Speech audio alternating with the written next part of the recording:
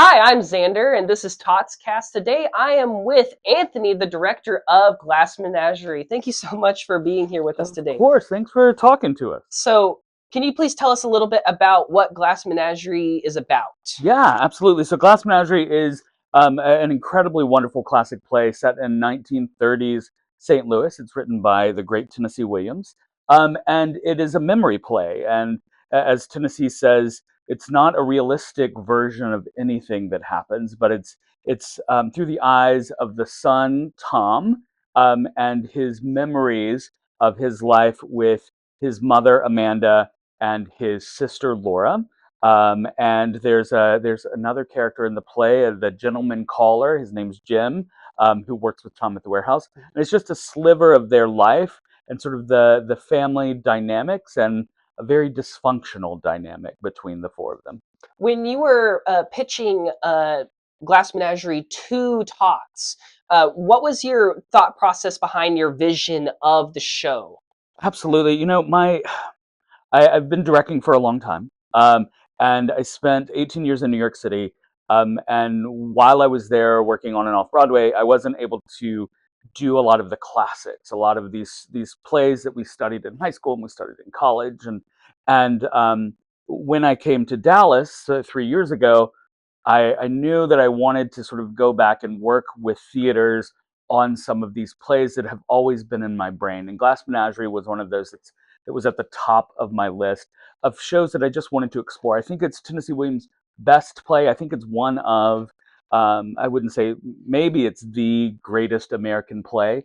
And it really sort of gives us the American experience, but Tennessee Williams wrote an incredible sort of blank slate. And so it was a great chance to let me play as a director and sort of let the memories of the show come and let the actors come in and start to.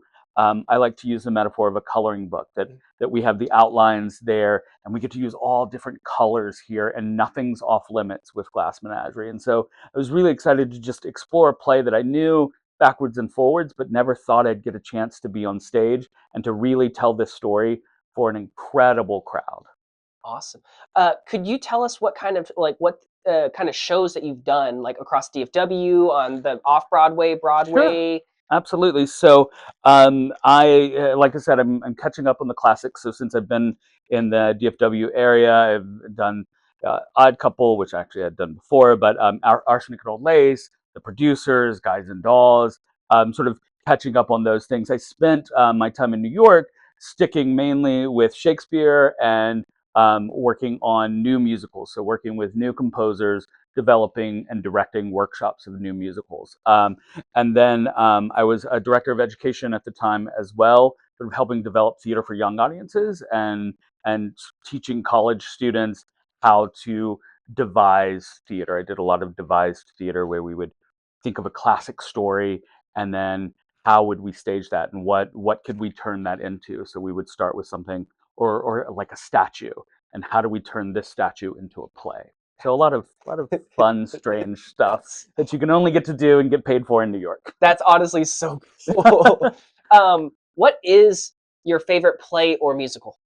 Oh my. So I'm gonna say Shakespeare, Shakespearean play, and that's not fair, I know, but I'm gonna say it just because so much of my career is Shakespeare, and now I work at Fort Worth Opera. I've moved into the world of opera here, and I'm doing these projects around Shakespearean operas.